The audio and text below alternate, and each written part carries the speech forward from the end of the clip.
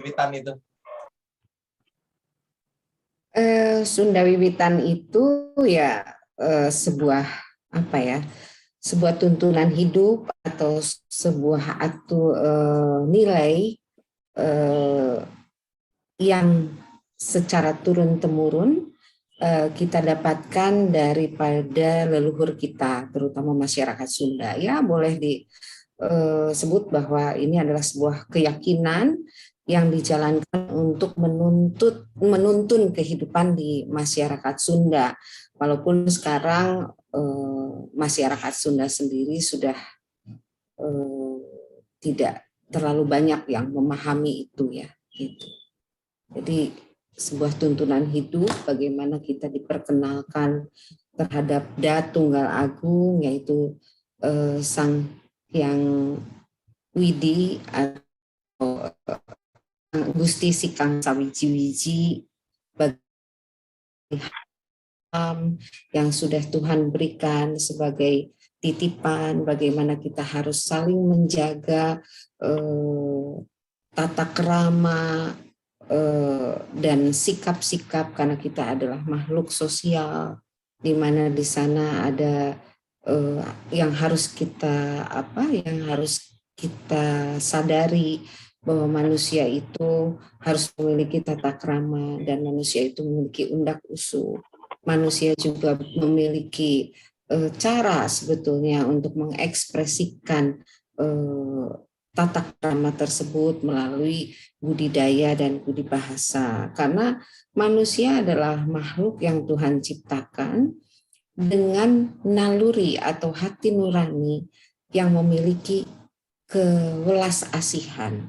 Jadi di situ sebetulnya bagaimana tata krama, bagaimana undak usuk, bagaimana budidaya budi bahasa itu tinggal kita jalankan sebagai manusia dalam kehidupan sehari-hari.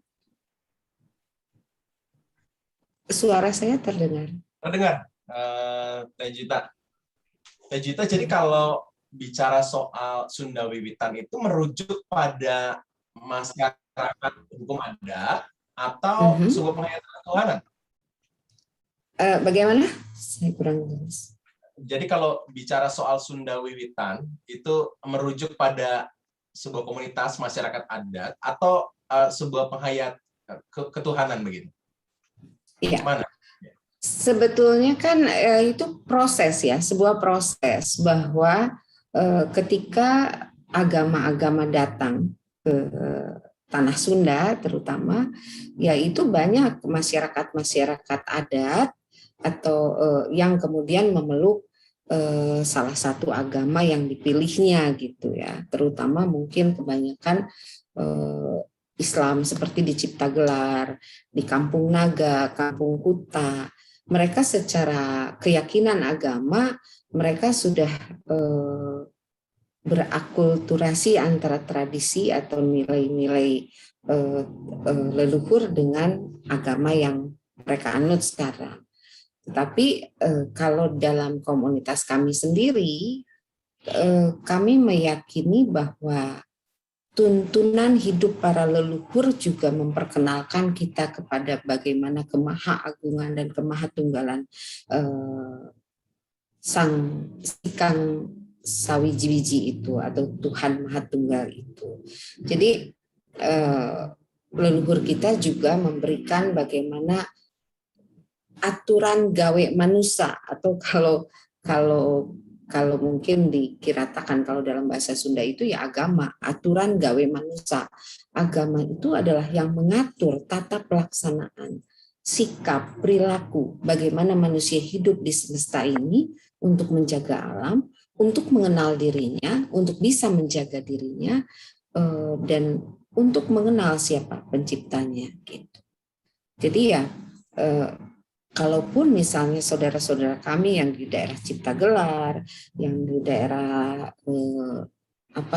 Kuta dan lain sebagainya, ya mereka masih menggunakan tata cara peribadatan layaknya komunitas adat yang memakai tata cara Kasundaan. Seperti itu. Walaupun sudah ada akulturasi atau ada agama yang masuk, karena memang untuk kami bertahan dan bersikap menganut agama lokal itu memang tidak mudah gitu. Terutama ya banyak hal yang berkaitan dengan hak-hak kami sebagai warga negara. Baik, terima kasih Teh Juwita. Saya mau nyambung lagi ke Kak Butet nih. Kalau tadi Teh Juwita jelasin tentang apa yang dianut, dipercayai masyarakat Sunda begitu dan dihidupi dengan Sunda wiwitannya. Kak Butet boleh cerita nggak untuk beberapa tempat, terutama mungkin di suku anak dalam misalnya di Rimba, apakah ada juga pola kepercayaan itu, Kak Butet?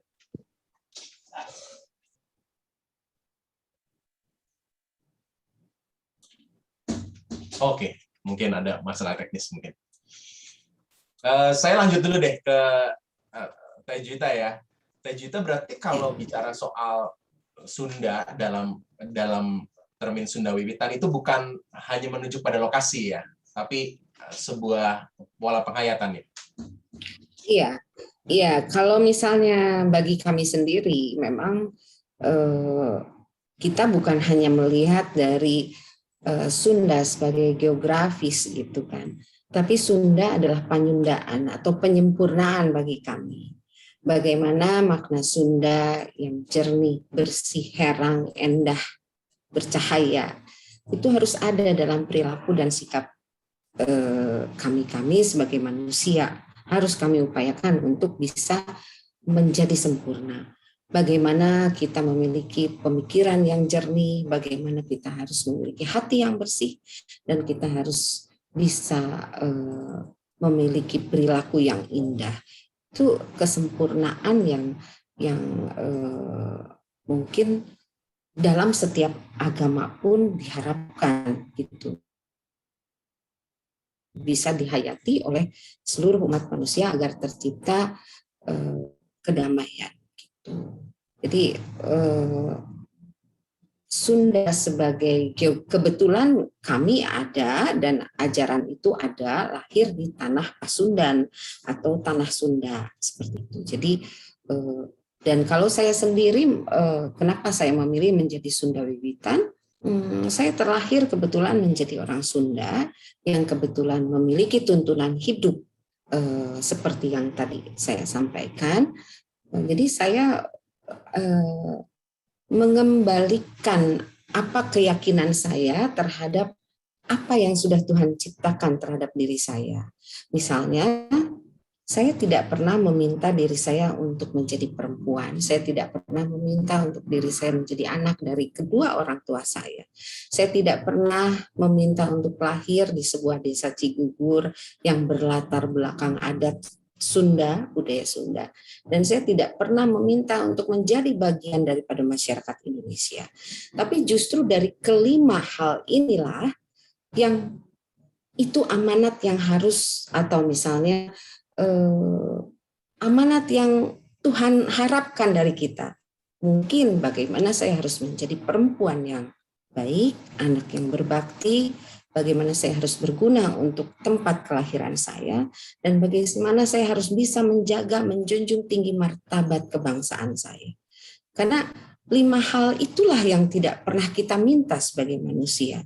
Tapi dari 5 hal itulah mungkin yang harus bisa kita jalankan secara sebaik-baiknya agar kelak ketika kita kembali kepada pangkuannya, kita tidak merubah siapa jati diri kita seperti yang Tuhan kehendaki.